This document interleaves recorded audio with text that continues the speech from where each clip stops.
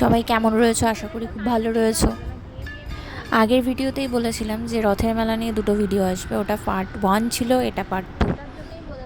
রথের দিন আমরা প্রথমে গেছিলাম পোস্ট অফিসের মোড়ের মেলা দেখতে।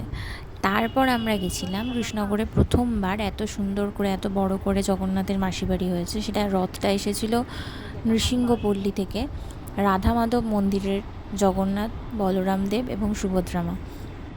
কিন্তু দুঃখের বিষয় তখনও জগন্নাথ দেব এসে পৌঁছায়নি। সেই রথটা ওখান থেকে বেরিয়েছিল, কিন্তু তখনও আমরা যখন গিয়ে পৌঁছেছিলাম তখনও সেখানে জগন্নাথ দেব এসে পৌঁছাননি। তো মেলাটাই আমরা একটু একটু দেখলাম, আশেপাশে একটুখানি ঘুরেই বেরিয়ে গেছিলাম, যেহেতু জগন্নাথ দেব এখনও আসেইনি, একটা মেলা দেখতে যেতে হবে। মেলাতে সব দোকানগুলোও ঠিকঠাক বসে উঠতে পারেনি, সবাই তার প্রস্তুতি নিচ্ছে যে জগন্নাথ আসবে তার আগেই সব দোকানপাট যাতে সুন্দরভাবে বসে যায়।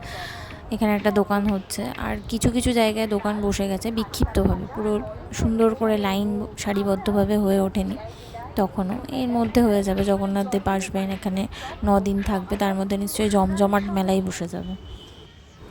ওখান থেকে বেরিয়ে আমরা একটা রেস্টুরেন্টে যাচ্ছিলাম। রেস্টুরেন্টে যেতে গিয়ে পথে এই ছোট্ট মানুষটার ছোট্ট রথ দেখতে পেলাম।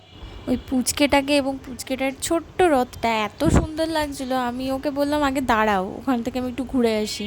এত সুন্দর লাগছে, ও রথটাকে টানছে না, ওর রথের দড়িটা ওর হাতে, ওর বাড়ির সবাই আর কি ভালো বুদ্ধি করে ওটা হাতে ঢুকিয়ে দিয়েছে। ও ওর মতো চলছে আর মনে ওর সাথে সাথে ওর রথও চলছে।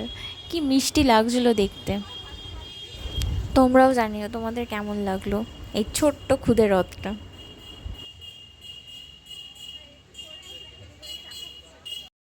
তারপর আমরা চলে গেছিলাম শক্তিনগর স্কুল মাঠে, সেখানেও খুব সুন্দর মেলা বসেছিল। আর এখানে গণেশ পুজোর জন্য যে পাটাটা থাকে সেই পাটাটা পুজো হচ্ছিল। এটা হলো আমাদের 3 নম্বর রথ দর্শন। 3 নম্বরও না, অনেকই বলা চলে। বড় রথটা পোস্ট অফিসের মোড়ে দেখেছিলাম, তারপর একটা খুদের রথ, তাছাড়াও রাস্তায় অনেক রথ দেখেছি যেখানে দাঁড়ানো হয়নি। এটা তো হচ্ছে 3য় নম্বর রথ, যেখানে আমরা দাঁড়াচ্ছি বা প্রণাম করতে গিয়েছি। মেলার আরেকটা বিখ্যাত জিনিস সেটা হচ্ছে ফুচকা। মেলা মানেই ফুচকা তো থাকবেই। এই মেলার এতক্ষণ জিলেপি, পাঁপড় ভাজা, চপ সমস্ত কিছু দেখানো হয়েছে, কিন্তু ফুচকাটা দেখানো হয়নি। বাদাম ভাজাও দেখানো হয়েছে। এখানে বহুত ফুচকা স্টল বসেছিল, বহুত। এবার একটু বাদাম নিতে হবে বাড়ির জন্য, তো বাদাম নিয়ে আমরা এবার বাড়ি ফিরবো।